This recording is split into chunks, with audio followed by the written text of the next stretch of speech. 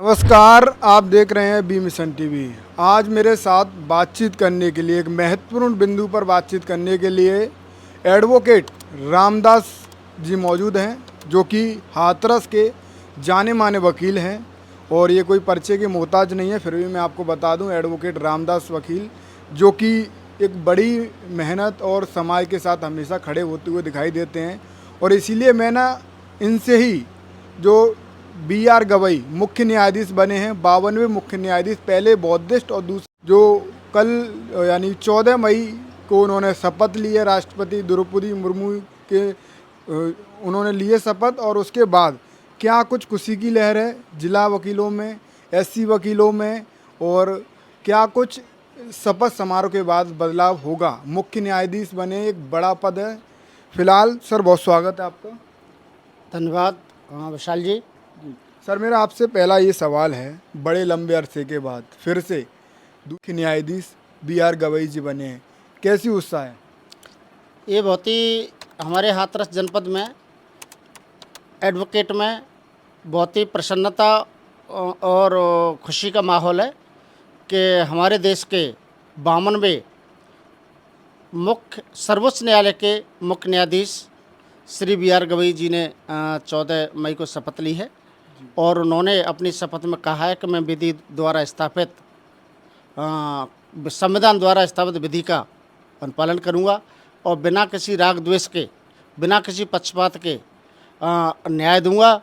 और हमें नहीं, पूरे देश के लोगों को आशा है कि वह एक जो है न्याय के क्षेत्र में एक मिसाल कायम करेंगे और पूरी ईमानदारी और निष्ठा और अपनी मेहनत के बल पर इस पद पर, जो सर्वोच्च न्यायाधीश न्यायमूर्ति का पद है, उस तक आप पहुँचे हैं। तो लोगों को आशा ही नहीं, विश्वास है कि आप जो है पूरी विधि द्वारा, संविधान द्वारा स्थापित विधि का राज की स्थापना करेंगे और देश की एकता और अखंडता के लिए आप काम करेंगे। और देश में जो चल रहा है, उन जो डिस्क्रिमिनेशन की चीज़ें चल रही हैं, उनको आप ख़त्म करने का काम करेंगे। ये हम आपसे उम्मीद और आशा करते हैं।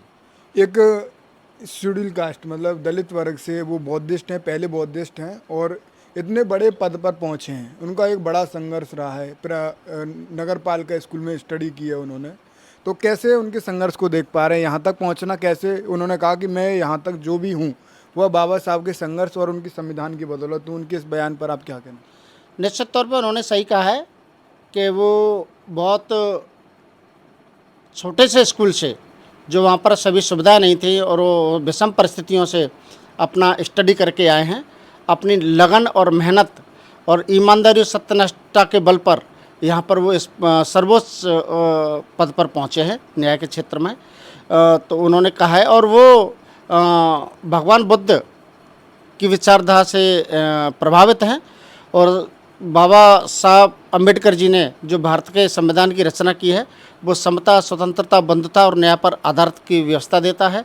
तो वह जो है सच्ची श्रद्धा से अपना काम करने की उन्होंने बता दिया है कि हम जो है भगवान बुद्ध की प्रेरणा से और बाबा साहब की आइडियोलॉजी से और संविधान के अनुसार विधि द्वारा स्थापित नियम कानून से वो अपना न्याय देंगे।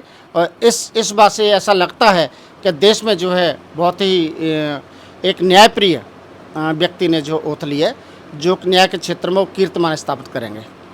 सर, मैंने अभी जब से उन्होंने शपथ ली है, पूरे सोशल मीडिया पर और गांव देहात में जब उन लोगों को पता चला है कि उन्होंने शपथ ली है, तो बड़ी खुशी की लहर है। तो मेरे मन में ये आया कि जिला पर जो वकील बैठते हैं, जिले के वकीलों में क्या उत्साह देख पा रहे हैं, क्योंकि आप तो बेहतर तरीके से समझ पाए होंगे 2 दिन का। जिले में बहुत ही खुशी का माहौल है और विशेषकर अनुसूचित जाति और जनजाति के जो एडवोकेट हैं, उनमें अपार खुशी का माहौल है। चूँकि देश में जो एक जो है अनुसूचित जाति जनजाति के व्यक्ति का सर्वोच्च न्यायालय के मुख्य न्यायाधीश के पद पर आसीन होना और ओथ लेना, ये बहुत ही गौरव की बात है और ऐतिहासिक बात है।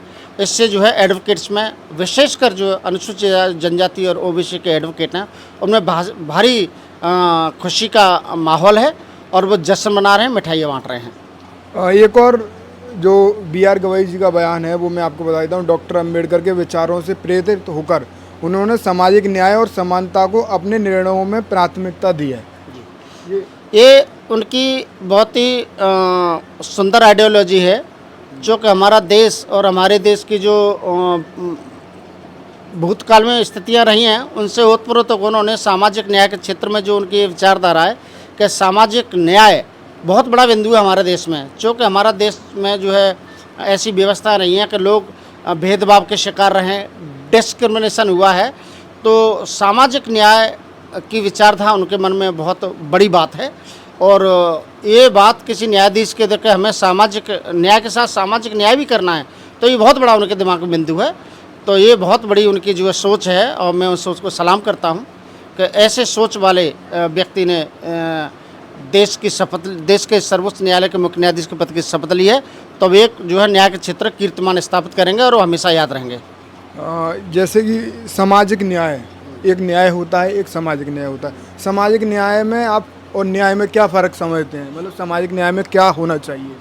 सामाजिक न्याय की व्यवस्था ऐसी है कि प्रत्येक व्यक्ति को जो है सामाजिक, आर्थिक, सामाजिक, राजनीतिक और जो सामाजिक, आर्थिक, राजनीतिक रूप से जो है उसके साथ जस्टिस होना चाहिए। अभी हमारे देश में सिर्फ राजनीतिक न्याय मिल चुका है, लेकिन अभी जो है जो दलित और पिछड़े हैं, हाँ, आर्थिक और जो दलित और पिछड़े हैं उनमें भी सामाजिक न्याय नहीं है। लोगों के साथ आज भी भेदभाव होता है, जाति देख करके जो है चीज़ें निर्धारित की जाती हैं, उनकी योग्यताओं पर जाति देख करके सवाल उठाए जाते हैं और जाति के आधार पर लोगों को रोका जाता है, डिस्क्रिमिनेशन की भावना से काम किया जाता है। तो इस क्षेत्र में जो है सर्वोच्च न्यायालय के मुख्य न्यायाधीश की जो विचारधारा है बहुत ही काबिल तारीफ है। जी सर, बाबा साहब उन्होंने जैसे ही शपथ ली उसके बाद वो सुप्रीम कोर्ट पहुँचे और सुप्रीम कोर्ट के सामने जो लगी है स्टैचू बाबा साहब की, उन्होंने उनको नमन किया और पुष्प अर्पित किए। इस वीडियो की बड़ी तारीफ हो रही है और आप इस पर क्या कहना चाहते हैं?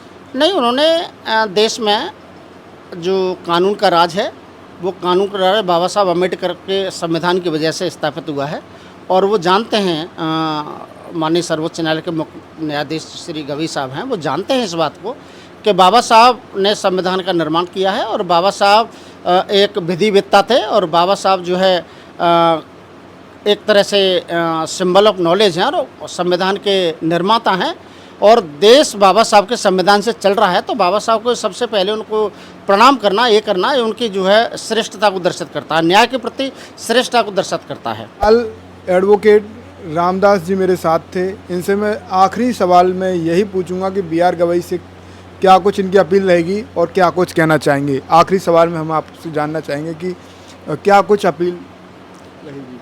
सर्वप्रथम मैं उनको बहुत बहुत बधाई देना चाहता हूँ बी आर गवई साहब को, जिन परिस्थितियों से, अपनी मेहनत से, अपनी लगन से, अपनी ईमानदारी, सत्यनिष्ठा से इस पद पर पहुँचे हैं और मैं उनको बधाई देता हूँ और मैं उम्मीद ये करता हूँ कि भारत के संविधान द्वारा स्थापित विधि के अनुसार आप अपने कर्तव्यों का निर्वहन करेंगे और सर्वोच्च न्यायाधीश के पद की गरिमा और उसको बनाए रखेंगे और देश में जो है सामाजिक न्याय के प्रति आप जो है, आपकी जो अवधारणा है और आपने कहा है कि मैं उस चीज़ को करता हूं, तो उसके लिए आपको मैं आशा करता हूं कि आप उसी अनुसार काम करेंगे विधि द्वारा।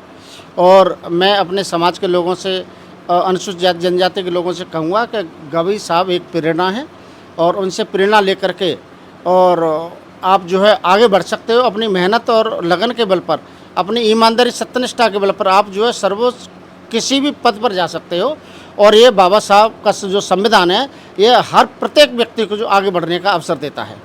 जो जीता जागता सबूत बी आर गवई साहब हैं। वकीलों में भी क्या प्रेरणा आई है इनके?